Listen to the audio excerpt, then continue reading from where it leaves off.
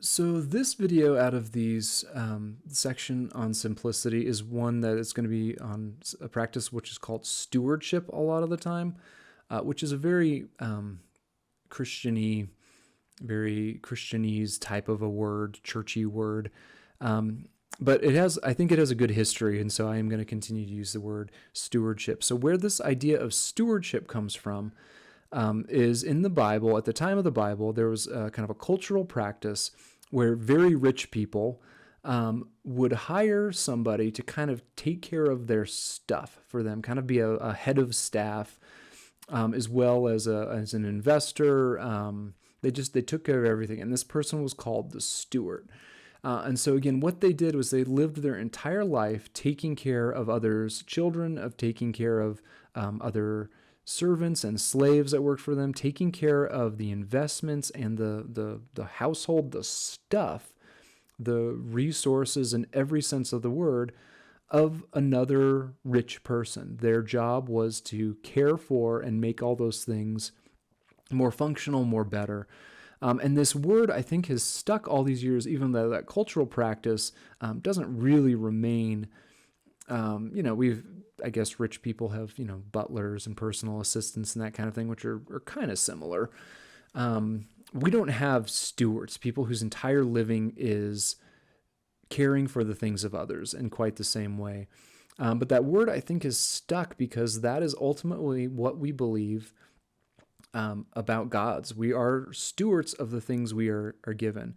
We don't actually own anything. We don't actually earn anything.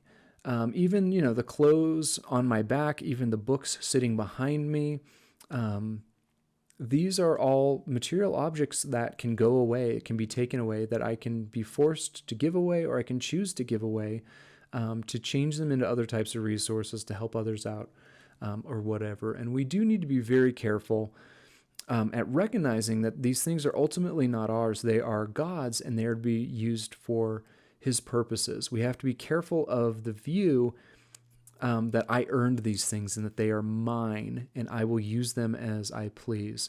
Maybe less so with our clothes and our books, our toys in some ways, but I think the two we really have to be careful of, or maybe the three, are our homes. I think our homes can very much be something that we think, no, this is mine, this is my space, this is meant for me. No, the life of following Jesus is one of hospitality.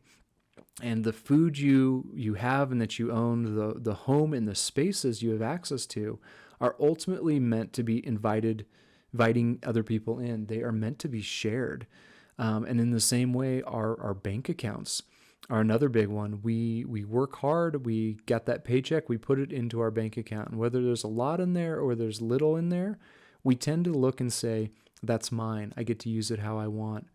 I think the other one that we're very protective of is our time. We think, again, I work hard, therefore when I'm not working, I get to play hard. It's my time. And I think the problem with all of those things, when we view those as ours, we think we get to use them however we want. And so when people ask us for them, when they encroach on those things, we feel very protective, right? Nobody likes being asked for money. Well, I give to charity. I do a lot with it already. My budget's stretched very thin. No, I'm tired. I don't want to have people over. I don't want to hear their problems or share food. I don't want to spend the time cleaning up before and after. Please don't bother me. I've got some me time going right now. And I don't want to say we can't ever take any of those things for ourselves. But I think we need to be very cautious about seeing that these things are ours, because then we will be protective of them. No, we are stewards. Those things are ultimately all God's. God was behind the jobs we were able to get. God is behind us having the cultural opportunities to make money and earn money. It's based on a culture where the circumstances and the skill set we even have were based on circumstances we had no control over. And so we steward all those things. We recognize that they are ultimately God's. And so our homes do need to be available. And if we are not Being hospitable, we need to look for opportunities. There is no lack of people who are lonely. There's no lack of people who are hungry. There's no lack of people around us that wouldn't benefit from the beautiful places where we get to live. God desires us to share those things with others. Our bank accounts, yeah, even when they are very thin and we're worried not enough is going to be there, God promises us to take care of us. And so we need to be very careful about saying, when I have enough, that's when I will share. That's when I'll extend to things. I will give my my minimum amount. And in many churches, that's this idea of a tithe, which is an Old Testament idea of we were supposed to give 10% back to God. And I think that's a very noble goal because most of us, if we look at the stats, give 1 to 2% away of our income. Which is pretty abysmal and pretty embarrassing, frankly, as people who say we're stewarding to God. But I also don't think that that's, even if you're hitting that 10%, you should be satisfied. Everything, all of it belongs to God. Are you using it like it's actually God's? Are you using it the way you think He would if He was here? Are we being so generous it cuts into our ability to do the things we enjoy? I think that's the dream. Or are we protecting that bank account? And the same thing for our time. Are we protecting our time, as I've mentioned, or is that time available? Are we interruptible, whether we feel tired, whether we feel we've gotten enough me time? Are we saying, God, time is yours. You do with what you want, which is where we talked about a little bit both in worship and in Sabbath.